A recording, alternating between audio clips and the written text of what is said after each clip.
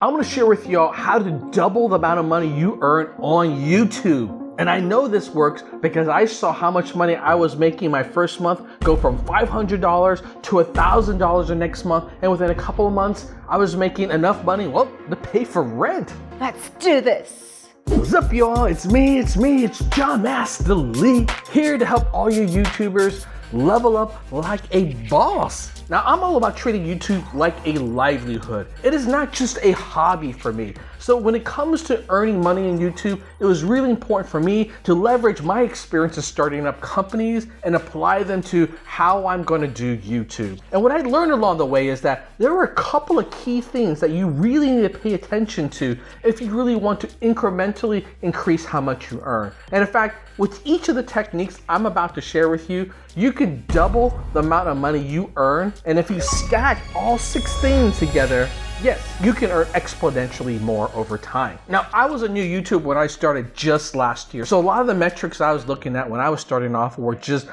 god-awful terrible. And they were so bad. So I had a lot of upside. And I think actually that's where a lot of YouTubers are. They just don't realize how some of these key metrics that you take a look at directly affect your bottom line. And so you really got to focus on improving them with each video that you create. All right, let's get into this. So the first thing is your click-through rate. It's not even your video, but rather how many people click on your video to watch it, which is a mix of, your thumbnail and your title and things like that. Like spending time to learn how to use Photoshop, to learn how to edit your thumbnails rather than just capturing something from your video and posting it up will have a dramatic effect in terms of that click-through rate. And in fact, I've been able to more than double my click-through rate from about 2 to 3% when I initially started to averaging about 6.5% right now, to hitting it sometimes even over 10 to 12% on really popular videos. And from what I can tell, based off of what people are sharing on Reddit, a lot of new YouTubers are getting that initial 2 to 3%, which is below what I think the YouTube algorithm really starts to push you. YouTube said like about 50% of all videos that are up there have between like a 4 to 8% click-through rate. So it means that if you aren't hitting 4%, you are definitely below average. And that's important because ultimately you are being compared to every other YouTuber out there in every other video. For you to get ranked higher, which means getting more views and earning more money, you have to perform better than other people. Invest in the time to improve your click-through rate. And there's a lot of great videos out there on how to do that, so I'm not going to go into detail there. Now, the other thing that really matters in terms of how you can double your earnings is the length of the video. That's why so many YouTubers have started to make videos that are at least 10 minutes long, because once you hit the 10-minute mark, YouTube allows you to place an additional ad break in your video, which means additional source of revenue. In fact, you can actually place multiple ad breaks in a 10-minute video, but as you can imagine, the more you place it, the more people are going to get pissed off watching all those ads, and then your watch time is going to tank, which means that YouTube's going to recommend you less. So you got to find the balance. I would say just 1 ad break, maybe 2 in a 10-minute video is doable. Now, because we know watch time is such an important part of the equation in terms of how YouTube recommends you, people have started to evolve their content because you can't just pad stuff, right? Like, for instance, if you see a cover song, you're not going to see a cover song that is 2 or 3 minutes long at 1/3 the speed or singing over 3 different times in 3 different languages, although that actually would be pretty cool. No, you have to find other types of content that allows you to go longer. I get it! So for instance, a lot of my reaction videos are under 10 minutes because, well, performance itself is usually only a couple of minutes long. And when I try to pad it up to 10 minutes, well, people never want to see me just talk about something unless it's specifically about the music video at that time. But what I have found to be effective is to making my own commentary videos that go into much deeper discussion around what I like or don't like about a performer, some career advice I provide the performer because I used to work in the entertainment industry, or even my expose series where I really dig into a subject matter. And in those videos, I can easily go 10 to 15 minutes long and get about 50% retention rate, which means I can make a lot more money in those videos. All right, the next 2 themes I think are really important, and it comes down to metrics that YouTube shares with you, and it's about the demographics of your viewers. The first demographic that matters is age. The age of your viewers have a pretty big effect on how much money you earn. What I pretty much see across the board is that the younger the audience is, the less money you make per viewer. Now, because most of my videos caters towards a slightly older audience, I would say between 30 years old to 45 years old, I actually make quite a bit more money on those videos than the videos that I make that are around 18 years old to 25-year-old. Now, I don't have a kids channel, but from what I hear, they're definitely making a lot less now because of the COPPA compliance issues that have come up, which has made it very difficult for people who make kid-oriented content to make money because the ads can no longer be targeted. And the more targeted the ads are, the better the earnings are for you. Now, I'm not saying chase after an age range. It's much more important to go after a market opportunity. So for instance, if you happen to get married and you have kids and you're making vlogs, you're going to start making more money because that's an older demographic that likes this kind of stuff versus if you make content that's much younger, that caters towards, making pranks and challenges and things like that. Those kind of videos tend to be on the lower end of how much money you can make. While talking about things like finance and real estate and family matters tend to make more money, as you can imagine. All right, the other demographic slice that's really important is where your viewers are located in the world. It makes a pretty big difference. In fact, you can not only double the amount of money you earn by catering to a specific type of audience there, and you can even quadruple it. I notice almost a ×4 difference when I make a reaction video for content that's based from India versus reacting to content that's based, say, in the United States.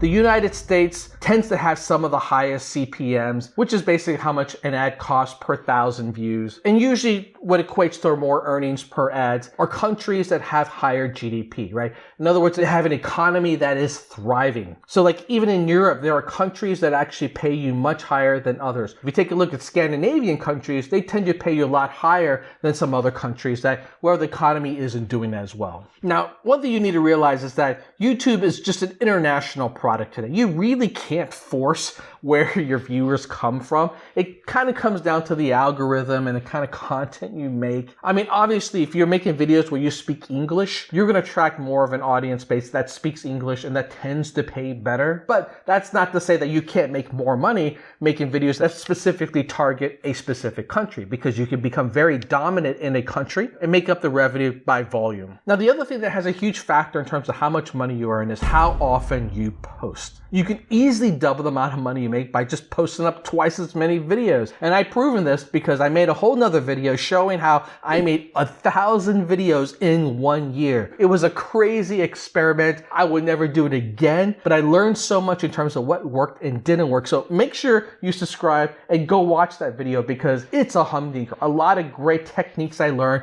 to dramatically cut down your production process so that you can get to a point where you're posting up more videos every single week. This really works. Now, I would say the optimal amount of videos that you post per week is every other day, because what I saw with the YouTube algorithm is that it generally gives you about 2 days worth of time in which it is more actively promoting your video and recommending it to more people. You initially see the biggest pop in that first day with a bit of a tail end on that second day. So that means that if you were to put up a new video on the third day, the amount of views and subscribers and money you earn for that last video is optimized. Now, you could definitely post up a video every single day, like I have done now, and you can make more money that way, but just realize there are diminished returns if you post too often. And what I mean by that is, for every additional video you post in a single day, you're going to get less views per video. Now, overall, your growth is absolutely going to continue to go up. But if you're putting the same amount of video into both videos and the second video you post up only generates 80% of the earnings compared to the first one, well, you can start to see how maybe it's better to just space them out a little bit more. And the last factor here that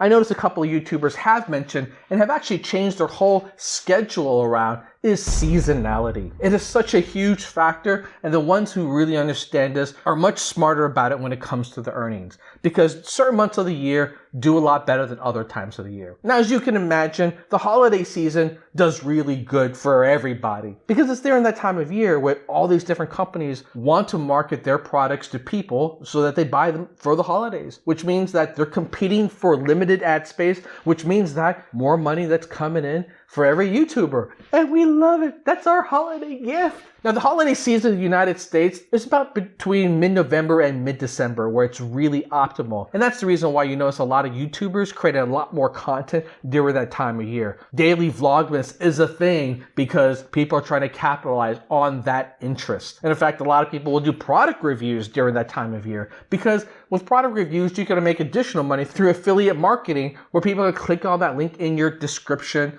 and go buy something on Amazon and you get a cut of it. Just realize the holiday season is different for every single country. Like for instance, in the Philippines, they celebrate Christmas over a couple of months, from like September to October, November to December, a whole quarter. So you may be able to make a lot more money over an extended period. Now, what that does mean is that January is really dead. Now, I don't mean dead in terms of views. Like, you can still get pretty good views in January, but the amount of money you make per ad is a lot lower, which is why so many YouTubers will work through the holidays and take a break in January. That was what I was trying to do as well. And I can tell you, you can make about half as much in January doing the exact same thing as you were doing in December. Now, they do pick up again around March or so, and they dip slightly through the summer, and they pick back up around August or so when people are going back to school, and they dip a little bit again right before the holidays. So just keep that in mind. It happens every single year. The patterns are almost always the same, which means that you could change your schedule to try to capitalize on that. So as an example, you can make a couple of videos ahead of time so that when December comes,